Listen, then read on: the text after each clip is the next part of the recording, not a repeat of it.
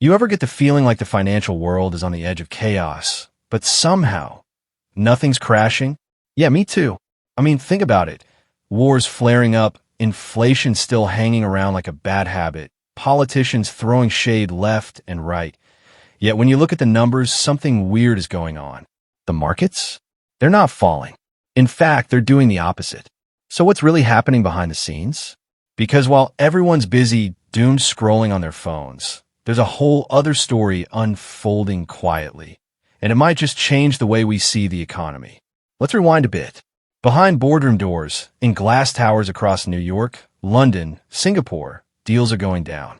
And not just regular deals. I'm talking big ones. Massive ones. The kind with enough zeros to make your eyes water. Mergers. Acquisitions. Companies eating other companies alive. It's a feeding frenzy. Here's the crazy part. Even though the number of deals happening is actually down, the total money being moved? Up by 28%. How? Simple. Fewer deals, but way bigger ones. Like billion-dollar handshakes kind of big. And guess who's leading the charge? Yep, the US. Big surprise, right? Over half of the global deal-making is coming straight out of America. But Asia's not sleeping either. Deal activity in the Asia-Pacific region? It doubled. So while some corners of the world are still trying to figure out if we're headed for a recession, the suits in charge, they're betting hard on growth. But it doesn't stop there. You know what else is booming? Securities lending. I know, sound boring, but hear me out. Basically, it's when big investors loan out their stocks for others to use, usually for short selling or trading strategies. It's a high-stakes game, and guess what? In July alone, revenues from that hit $1.57 billion. That's a 53% jump compared to last year. In other words, people aren't just holding on to cash. They're moving money. Fast. And in big amounts. Even with all the global noise, trade fights, new taxes, elections, investors seem unbothered. In fact, they're going full throttle. Makes you wonder, do they know something we don't? Meanwhile, over in Washington, things are getting spicy. Rumor has it, the White House is cooking up a new executive order, and it's not your typical financial policy. This one, it's personal. Apparently, there's a move to crack down on something called debanking. Ever heard of it? It's when banks shut down accounts or deny services to people, allegedly based on their political views.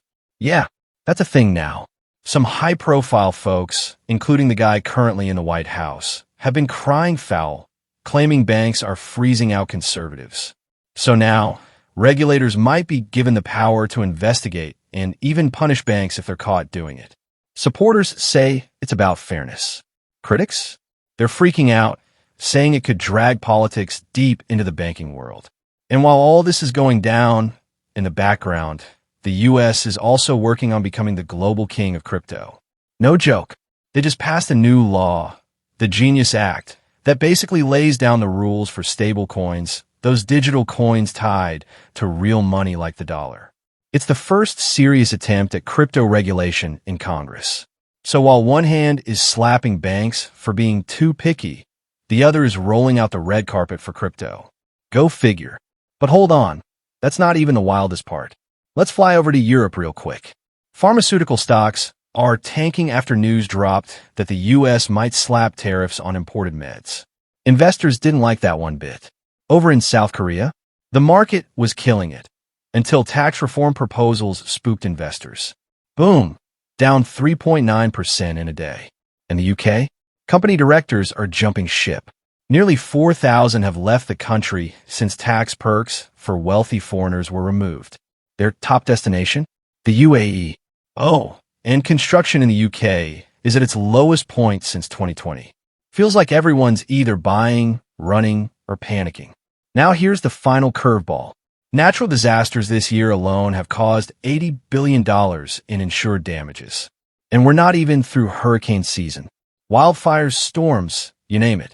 So with all that chaos, weather, politics, market shifts, why are investors still playing like it's 2019? Well, maybe they're taking bigger risks because they have to. Maybe sitting still is the bigger danger now. Or maybe they're just betting that no matter how shaky things seem on the surface, the system will hold. at least for now. So the next time someone says the market's crashing, look a little closer. Because somewhere out there, behind the noise, the real moves are already being made.